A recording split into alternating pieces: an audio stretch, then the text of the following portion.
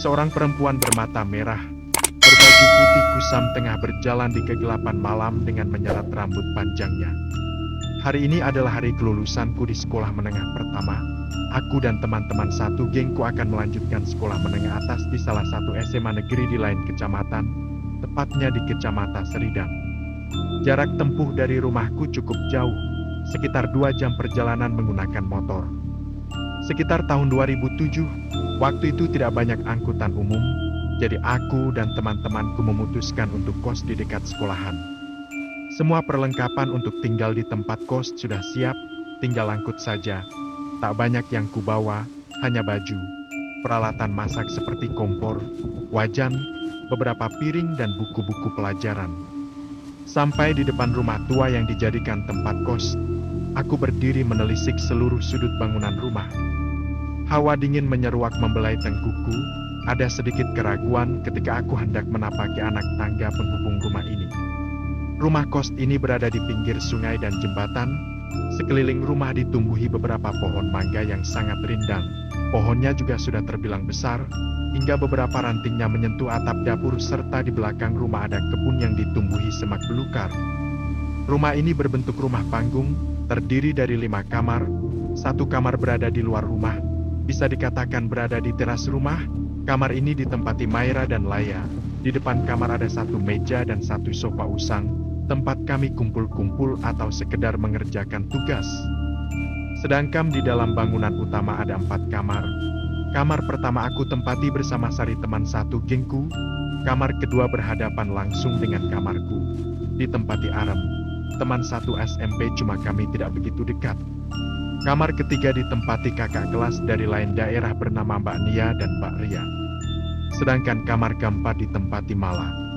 Bagian belakang ada dapur umum dan WC menyatu dengan dapur, sedangkan kamar mandi berada di luar.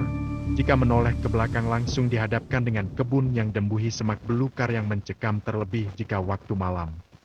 Di depan bangunan rumah yang kami tempati, ada rumah ibu kos yang dihuni bersama suami dan ketiga anaknya. Hawa di dalam kos ini sangat dingin, terlebih bangunan rumah sepenuhnya dari kayu, begitu juga dengan lantainya. Malam pertama aku tidur di sini, aku sudah merasa tidak nyaman. Oh ya, hampir saja aku melupakan sungai yang berada di pinggir rumah ini. Jadi sungai ini sangat besar dan lebar bahkan sangat dalam. Tampak dari arus sungai yang tenang dan warna airnya yang tidak. Padahal jika ditimba air sungai itu jernih, ya, karena air untuk mandi kami itu disedot dari sungai tersebut menggunakan mesin air. Jadi di dapur umum ada pintu yang jika dibuka langsung menghadap ke sungai. Jarak dari pintu belakang ke sungai sekitar 10 meter. Kami sering duduk di bawah pohon mangga sambil memandangi riak sungai. Namun dari tempat kami duduk dipisahkan dengan semacam jurang setinggi sekitar 10 meter. Baru air sungai. Di jurang itu dipenuhi dengan tumbuhan waru dan juga tempat kami membuang sampah. Jadi jika terperosok maka akan terjun ke sungai.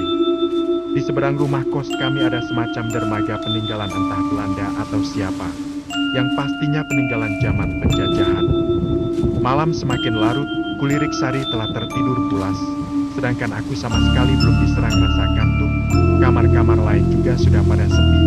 Hanya terdengar suara MP3 dari kamar Erem. Besok acara MOS atau masa orientasi siswa baru. Seharusnya aku tidur lebih awal. Tapi entah kenapa hingga pukul 23 aku masih terjaga. Aku pun berusaha memejamkan mata, hingga akhirnya aku mulai terlelap. Namun tiba-tiba nafasku terasa sesak, badanku tidak bisa digerakkan. Seperti ada sesuatu yang menghimpit tubuhku. Sekuat tenaga aku membuka mata, namun tak kunjung bisa. Berbagai doa aku baca sebisa mungkin, hingga akhirnya aku terjaga dengan peluk membasahi tubuh. Kuraba botol minum yang kuletak di sebelah sebelum tidur.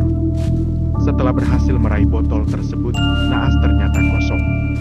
Dengan terpaksa aku beranjak dari kasur lantai tempat kami tidur dan membuka pintu perlahan.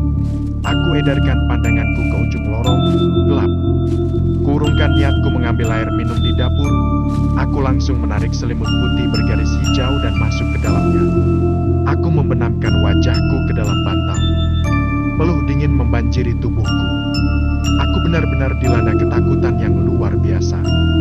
Tak selang berapa lama aku mendengar seseorang tengah menyapu halaman menggunakan sapu lidi. Srik, srik, srik. Siapa yang nyapu malam-malam begini, El? Batinku. Suara itu makin mendekat seperti ada di bawah jendela kamarku yang jika dibuka langsung mengarah ke sungai.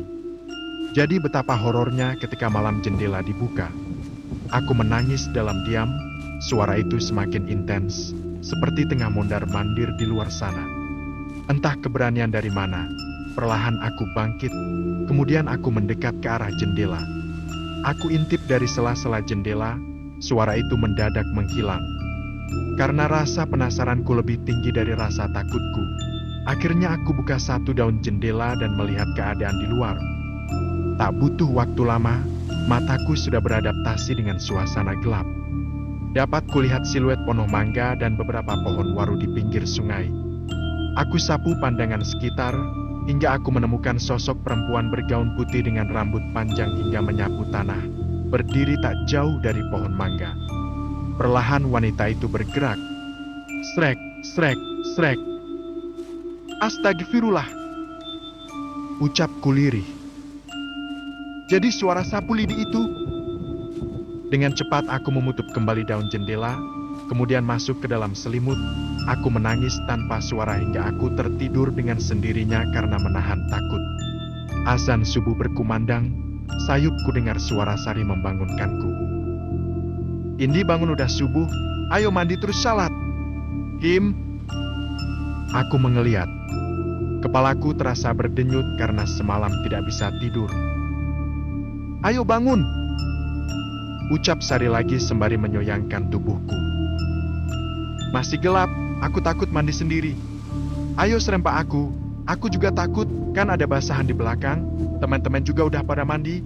Kita harus cepat, soalnya kan harus kucir rambut banyak-banyak. Sambungnya. Ya Allah, aku lupa kalau hari ini MOS, yuk sudah ayo. Aku pun bergegas menyambar handuk dan mandi bersama Sari. Kulihat di kamar masing-masing teman-teman sudah pada mengikat rambut. Setiap siswi diwajibkan mengikat rambutnya menggunakan pelepah daun pisang sebanyak 7 ikat.